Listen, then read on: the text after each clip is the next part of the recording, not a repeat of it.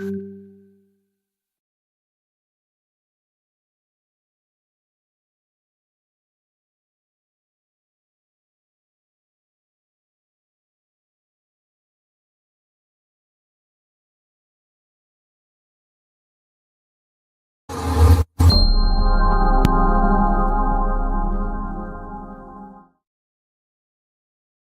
chicas, ¿cómo están? Hoy tenemos una charla con Natasha NawaTaNeko, autora del libro Somatic for Rock Bottoms.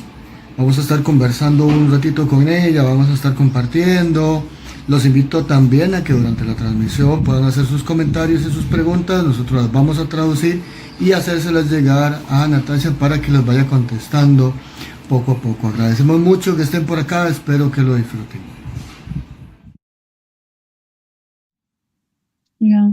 Well, I think Instagram influenced the way we do Kinbaku and think about Rob massively. Like, I understand people's need to connect, and Instagram offers opportunity to do so, apart from censorship and that it's difficult actually to connect and show the content. But I think also there is this, like, that how Rob has become perceived through the pictures. That is something frozen in time and space. It's this like, okay, the person is there hanging. So it has become so, as you said, technique oriented, and it has become so mechanical how we think about rope. Yeah, in the old magazines, like partly the reason why we publish our Berlin Kinbaku Society magazine is this, like, a little bit follow with this old way of thinking rope as a story, yeah, as something like if you look at the old magazines like Kitten Club or Amado and so on, like there are stories. There were almost no pictures. There were some drawings, but mainly it was text. It was people's fantasies, and it is what we do together. There were stories rather than, yeah, I think that now, like, that comes together also with Instagram culture, what we make out of it.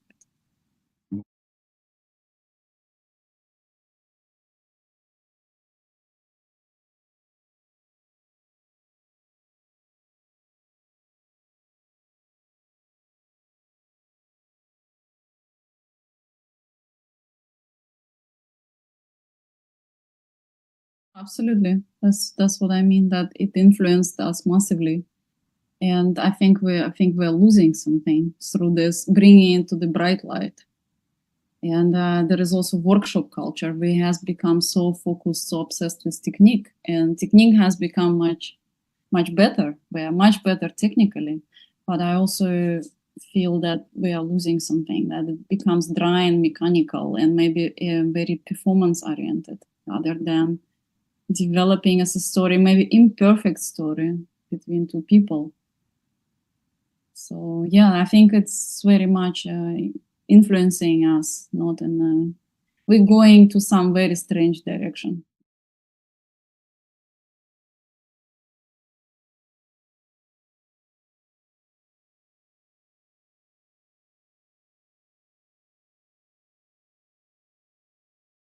I think these three modalities are completely different from each other. What we do on the workshops, we concentrate on technique for a reason, because it's also important, right? Because it can be dangerous what we do in ropes, and it's also very important to learn good technique. So there's naturally this strong focus on having things shown to us, and then we copy things, and we learn by copying. Yeah, so this is what kata is. The presenter shows us something, we try to copy it, see what we can do, see what happens. So we're learning. Practices at home, when we take these things from the workshop and we try to play with it at home, maybe with the parts that we can remember, we see like maybe there are parts that we like to practice, that we like, maybe there are some things that we didn't like so much, so we don't practice them. But like, again, this is something different. It's more like labbing. Session is when we when we basically try to apply things we learn, but basically the focus is on play. It's two people playing together. It is not. The focus is on what is there in the moment, what is there between us. The focus is not to complete the picture. The focus is not to do this. Of course, it's important to tie properly, to tie safely. Again, that's why we go to the workshops and that's why we practice. But in the session, the focus is on play, on what is there between two people. Performance, again, is something different because there is an audience and we probably like to share with the audience also what happens. Like it's not just like we are together playing, but it's also about conveying the emotion or conveying what is happening in the moment and sharing it with the audience so they can take part. So it's again completely different modality. So I think it's very important to be aware of these differences, but it's mainly very important to understand that there is this focus on practice, but it's not what we do in the session. In the session, we meet each other as two people, and that's what is important. This is what is true. It's not about completing the figure or having it perfect or taking a picture of it.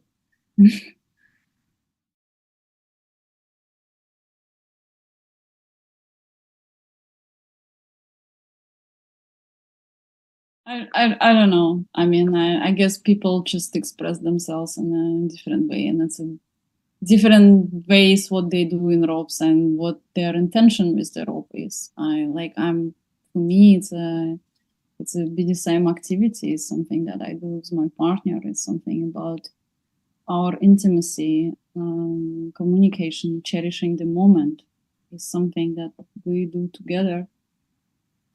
So I don't know. I cannot comment. You can ask the people who do art with ropes. They can tell us better what it is that they do. I can only guess.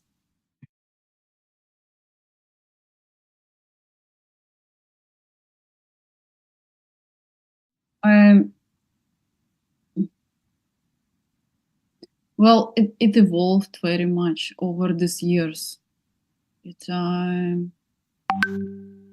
So basically, it's very much evolving. It's very much changing over time. So I basically I had very late start with all the BDSM stuff and body exploration. I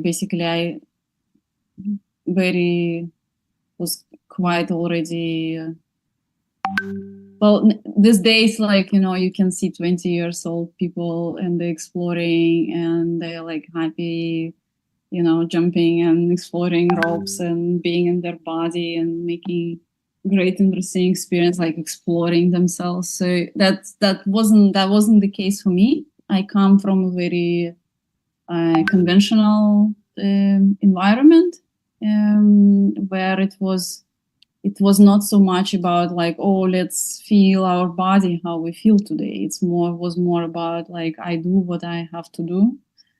So I'm coming from Russia, from Moscow, very basically, very conventional environment. That wasn't like the part of something that has been talked in my family or like talked about emotions and stuff like that.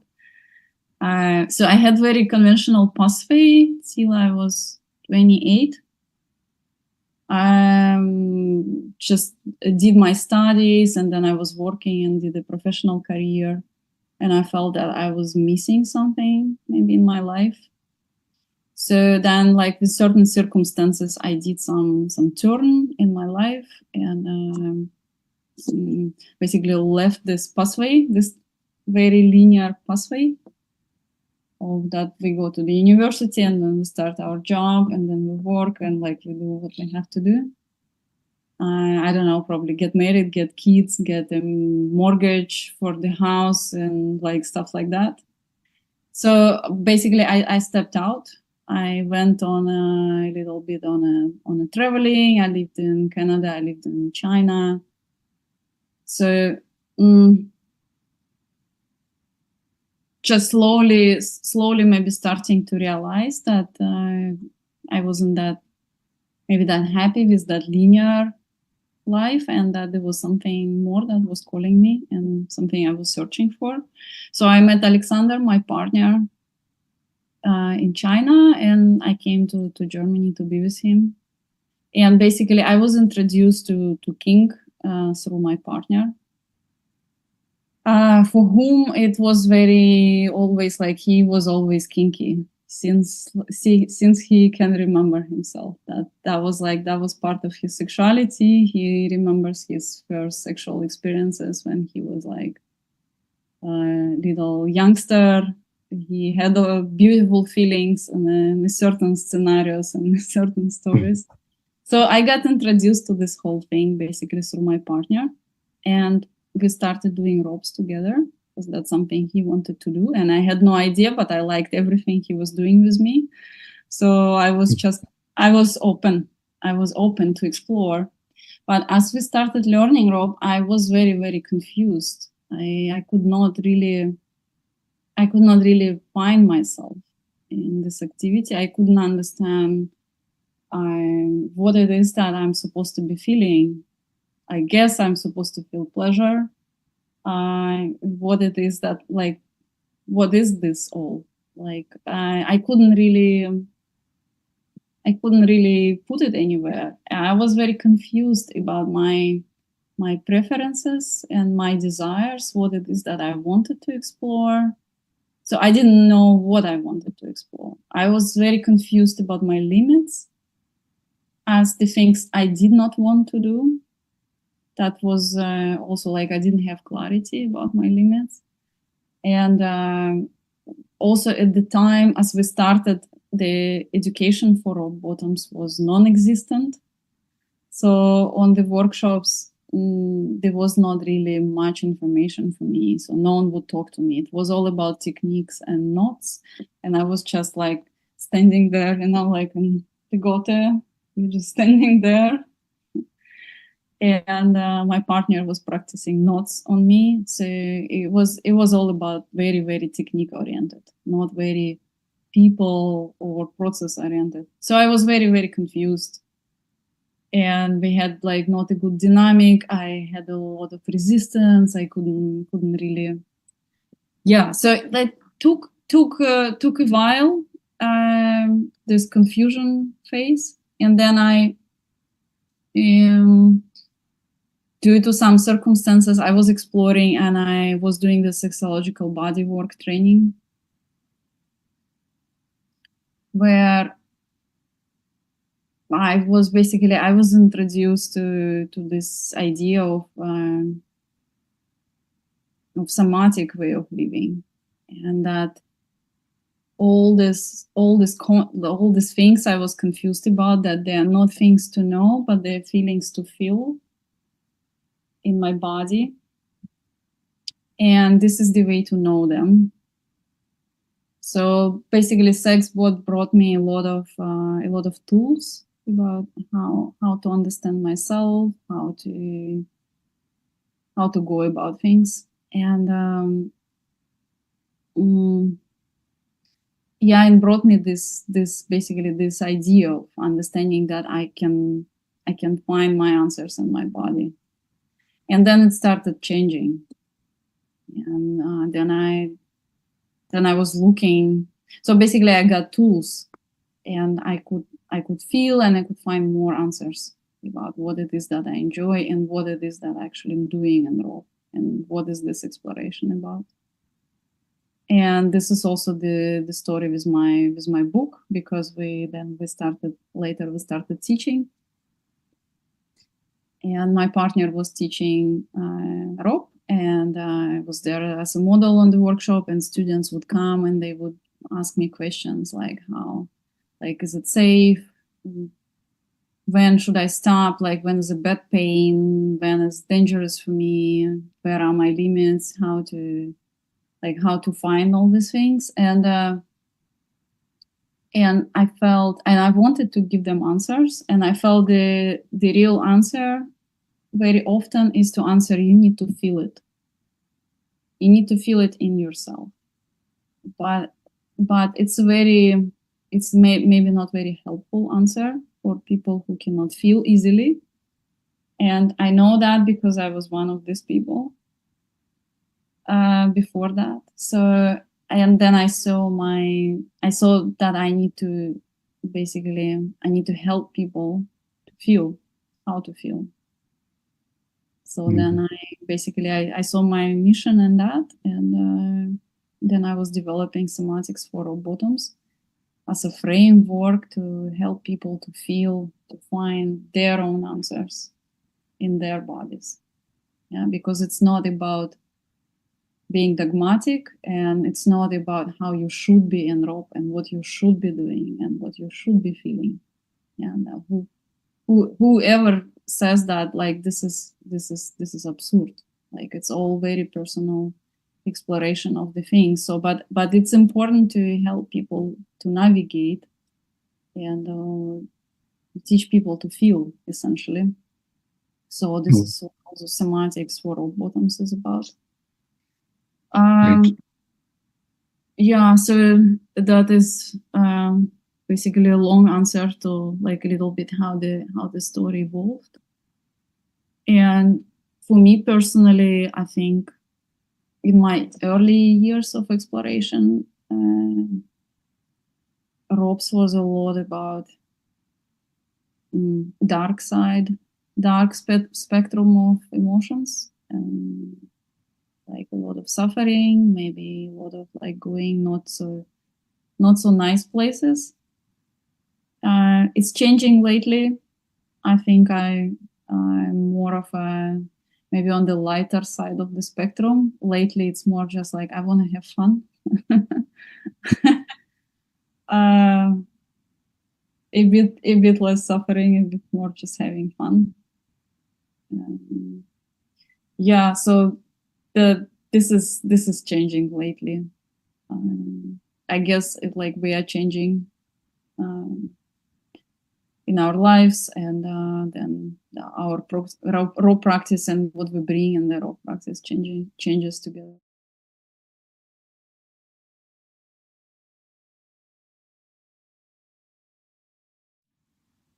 Yeah, I think it's a commitment to feel. So first of all, I think where it's coming from is that generally we are not taught to feel ourselves. Like the way how our society, how everything is organized, basically we are taught to function and to perform a certain way that is expected of us. We are taught to comply. We are not very experienced in terms of feeling ourselves or feeling our pleasure. We are being taught to consume for pleasure or distract ourselves. When we feel anxiety, we go and distract ourselves.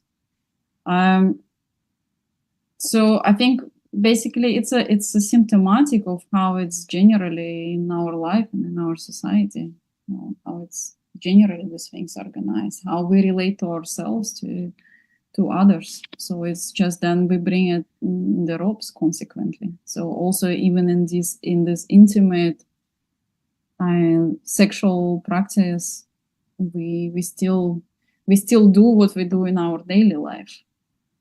Yeah, so I think it's just basically being symptomatic of the general state of things.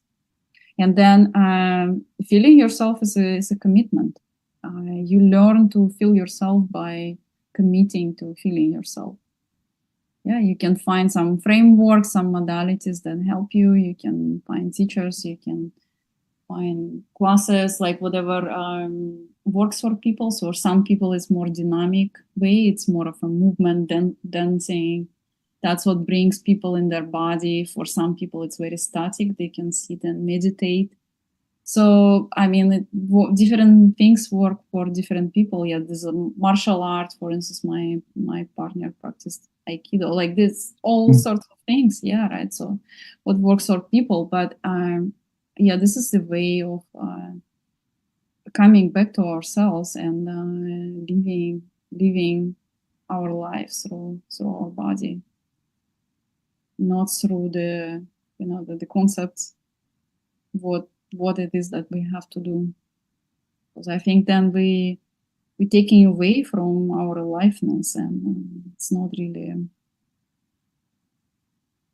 I think it's deeper and more fulfilling life, but also can be more complicated in our society, because it's not very welcomed. It's not welcomed. So, but I think in SM, in the King practice, this is the place where we can really go into this exploration. This is really a place for it. Yeah, that maybe not at my day job and every day I maybe do not have everyday time and space to feel my feelings, but I definitely, there's a place for it in ropes. Yeah, so just, yeah, does that make sense?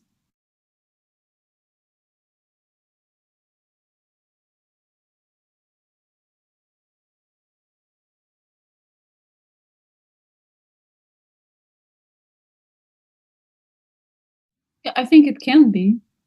Yes, it can become the space where we feel ourselves and our partners, and we welcome to feel whatever is there. It can be, yes.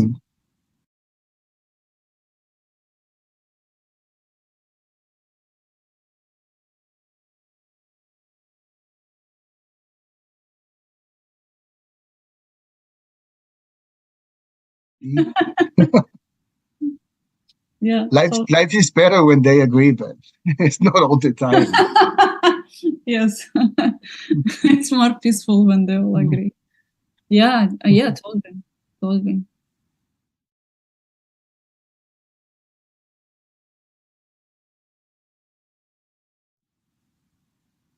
I don't know. Yes and no, I guess. So, so I think because me and my partner, we were professionally doing rope, teaching and performing, and like basically being 100% of the time occupied with rope practice and learning rope, teaching rope, and everything about rope. But before COVID, yeah, and after COVID, we took different choices, and we have both our daily jobs, and at the moment we do rope for fun. We're still teaching and still do activities, but it's more of just really much reduced, and we do much less, and we do basically what is fun. Yeah, we don't have a pressure to sell classes or to sell workshops or have something booked and so on. So basically we solved this by just basically not being professionals anymore. We earn our living somewhere else, and we basically we do what is fun for us. So I think overall it helps to have less pressure in this respect. And when I don't know, we were losing our Instagram accounts, like it's fine. Like it didn't matter then. I didn't start a new one. I did not have anything for a couple of years, and it really was helping my peace of mind. And you know, I spent this time maybe probably doing more somatic stuff and less being on my phone checking. So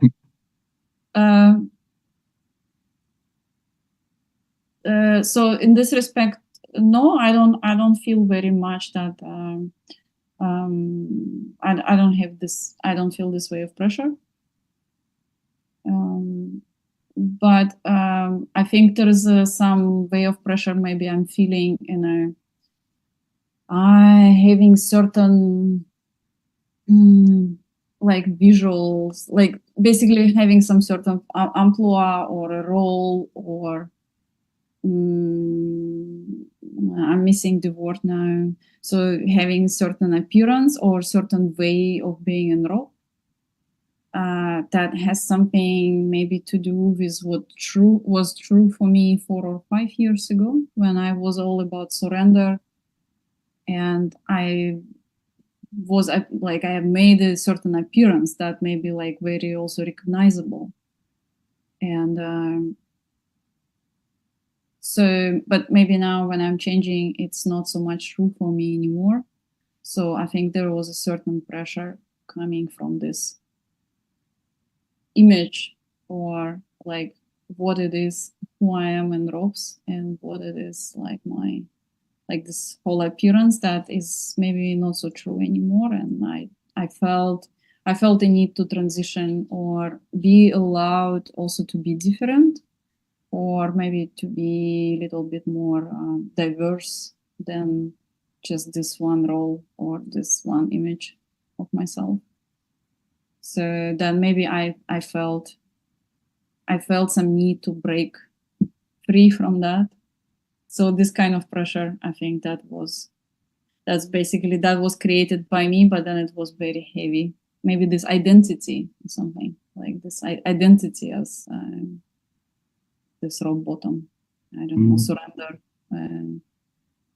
So this certain thing. So probably in this respect, yes, I felt some of that. That comes not specifically from Instagram or anything. It's just more of like how people know me and what they expect to see. For instance, if we tie, if I tie publicly with my partner, what is expected to see, more maybe coming from that.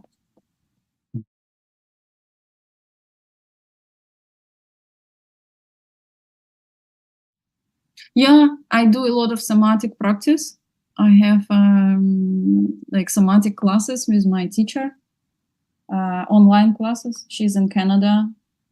I take weekly somatic classes with her, and I have like audio recordings on my phone. So whenever I have time, I just go in the studio, and it's about like lying down and doing some movement, or moving and doing some movement, feeling to myself. So I do a lot of somatic practice, and I think that brings me to my true self, to my authentic self, and allows me to feel what is really there, what it is that I'm feeling regularly. So this is like good exercises to keep to stay with myself.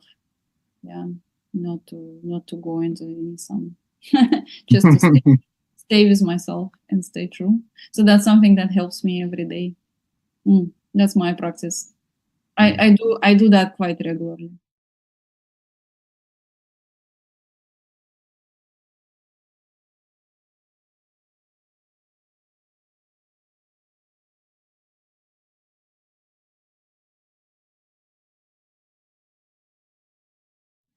Yeah, it's a very good question. So first of all, I think of it as an impact, because also pain is very subjective interpretation. Yeah, that's what our brains are doing and interpreting as pain. Like might be it's very subjective how it's coming into our body, and what is pain for me, maybe not so much of a pain for another person. They would hardly feel it, and they would be like, oh, it's ticklish. But for me, it's unbearable pain. So like this kind of, like, it's a range, right? So it's very subjective. So like I'm more prefer to think about it as in terms of impact. And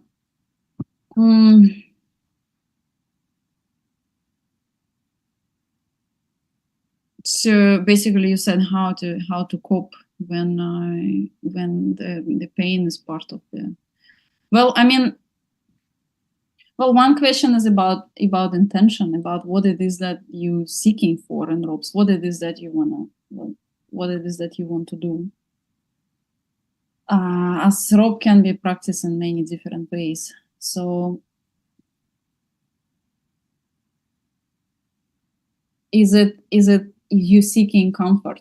Yeah, and you seeking to be maybe entertained, or but still staying comfortable, or you seeking more of a leaving the comfort zone and going into discomfort zone and learning something, opening yourself to new experience. There is normally more. That's where normally more intense impact and way is. So first of all, I think it's very important, like you tolerate things differently, like you cope with things differently, whether it's your aware intention or not, or that pain is something happens to you, but actually you didn't want that and you were not open for that. So I think it's a very much a mindset thing of the person being in ropes, what it is that they're seeking. Yeah.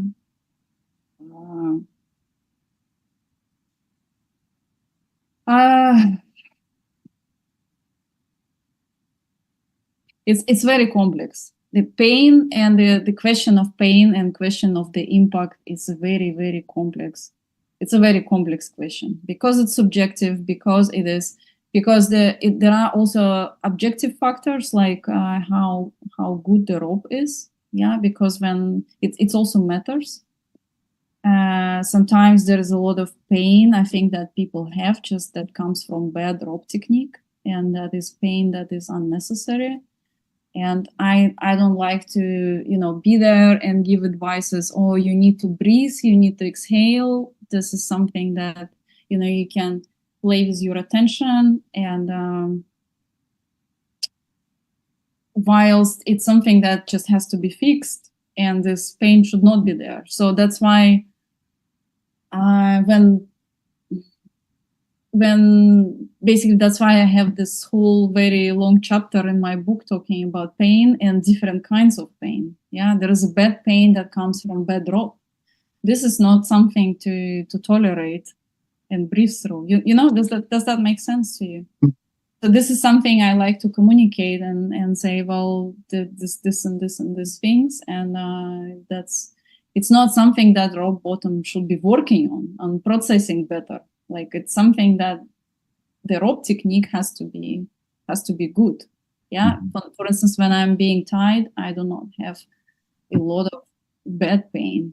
So I think that sometimes people look at what we do in ropes and then they say, oh, I don't know, you could be in this arm binder for so long, and you could, I don't know, do this and this. And I always like have this mixed feelings, because I think it's about rope of my partner, and he's tying well, he's tying in a very sustainable way. So I do not have a lot of bad pain. So I can go, I'm challenged. This is something different, but I do not fight much of this like bad pain when I'm concerned about my joint or my nerves, or something is getting numb and falling asleep, or the rope is uneven and it's cutting my body. I don't have a lot of these things. I can just be there with my emotions and go into experience and be in emotional flow. If there's like, I really have to breathe through something like that is very, very bad on my body, there is not so much space for having deep emotional experience, then I'm fighting with this thing on my body. You know what I mean? So this is, I think, that something that has to be said also. So rope technique is important. Bad pain, the pain that leads to injury in any case, but also non-dangerous bad pain is to be avoided by learning a good rope technique. That's why we go to workshops, practice, lab together, give our feedback as a rope bottom. So then, let's say other pain, pain that is welcome, that belongs to living in comfort zone and experiencing more intense impact, intense way of impacting the body, that has a meaning for both partners. I think this is a little bit different story. And in this kind of pain and this kind of impact will also go differently as rope bottoms, because that is basically, that belongs to the experience we are seeking, or not. Like no one has to do it, but if that is, then like it's a different kind of mindset. It's something that we're exploring, and of course there are some skills Body skills, I think that we learn over time.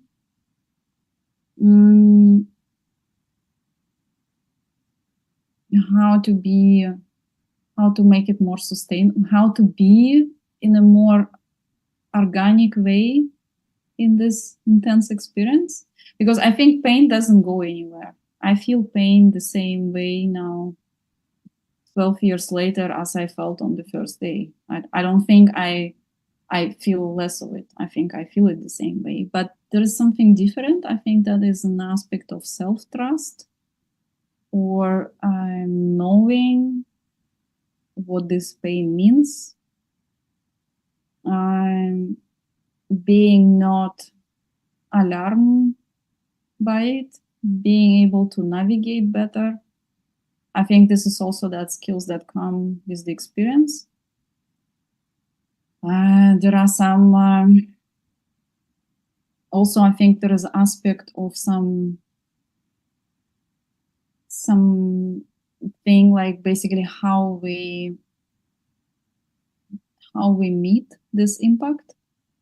Like something is about staying soft. We say often in our workshops, like when we teach Seminava, for instance, there is a lot of this. Of course, it's a big aspect of it, right? Like my partner is teaching the technical part, but there would be a big part connected to it, and how do I actually go through this experience as a rock bottom? So I think it's a lot about staying soft, because the natural reaction of our body when we meet something that is painful, that is uncomfortable, the natural reaction is to tense up and try to protect ourselves from this, basically to try to protect ourselves from this impact. And I think it's valuable learning to observe our breath, to learn to exhale whenever the impact is involved, and staying soft, basically, in this experience. That is allows us to experience in a more sustainable way, because the more rigid we are, the more tense up we are, the more we hurt ourselves, basically. So I think Seminava, for me, and the way we practice it, the way we teach it, the way I experience it, for me, it has a lot with this melting into the rock, accepting this challenge. Again, it starts with the mindset, because that's something I'm seeking, and that's something I'm offering, first of all. And then when I'm in this experience, then I embrace it. It's not something I'm fighting against. Yeah, and then I embrace it mentally, emotionally, I open my heart, but also I accept it physically by staying soft, by going into the shape suggested by the rope. And I think that makes basically I'm agreeing with what it is that my rigor is suggesting. Even though my first initial impulse may be like to tense up, but I learn consciously to exhale and stay soft under this impact. And it makes it for me more sustainable. You know what I mean? So basically, like if I tense up, like it's more harmful experience and more painful experience for me. And if I stay soft, I exhale, I learn, I accept the impact, it makes more sustainable experience for me.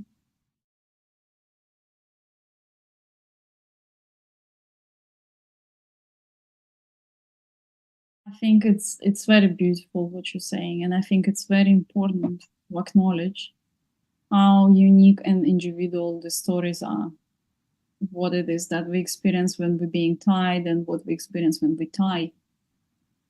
So it's very important not to be dogmatic about that. Whenever like we teach any workshops, be it workshops for riggers or for rope bottoms, it's very, very important not to say how you should be in ropes, how you should be feeling, also how you should be tying, but also especially for rope bottoms, it's never about that you should surrender, or the way you have to be.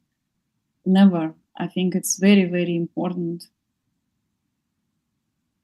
to acknowledge how individual and unique these experiences are.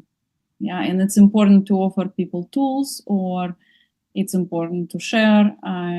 Many people find it helpful when I share about my experiences, but it's never about that, like I know the answers and that's how other people should be doing. So I think it's very, very important always to keep that in mind. Yeah, and as you said, it means many different things for different people.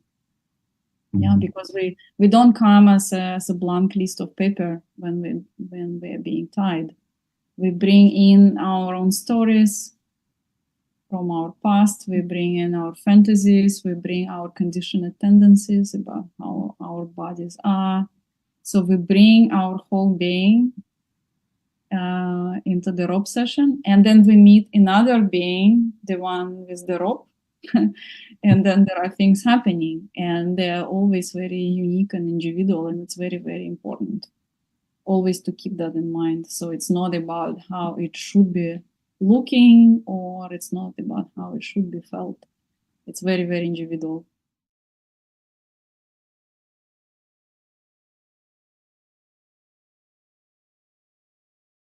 It's very important question. It's very important to not be so harsh and judgmental with ourselves. It is there can be million reasons to that. It may be about how I am at the moment. It may be about how like my body needs more time. Maybe it needs more softness. Maybe it needs more attention. Shoulders need more massages. And it's maybe a matter of circumstances. Maybe it's something about like being fit generally. I think first of all, it's very, very important. But we all do that, right? We judge ourselves, we compare, and we are being very, very strict and sometimes very harsh and judgmental to ourselves. I think we all do that. Yeah, how to keep compassion, how to keep compassion for ourselves, and remember it is us in the first place, and the rope is like rope for us, not we for rope. I don't know. It's a good question to remind ourselves about just importance of compassion. Being nice to ourselves, being our own friend. I think it's just refocusing and asking ourselves what I'm actually doing, what I'm doing it for. Yeah, is that really important about this shape or this arm binder or this position or this suspension? What I'm actually doing, or it's important to have a good time with my partner. So what it is really for me about, not to come out of this competitive mindset that I think really hurts ourselves, our partners, couples. Yeah, so I think it's an important question, and I think we all had our moments when we did that, and it's important to refocus on what we're actually doing and why we're doing it.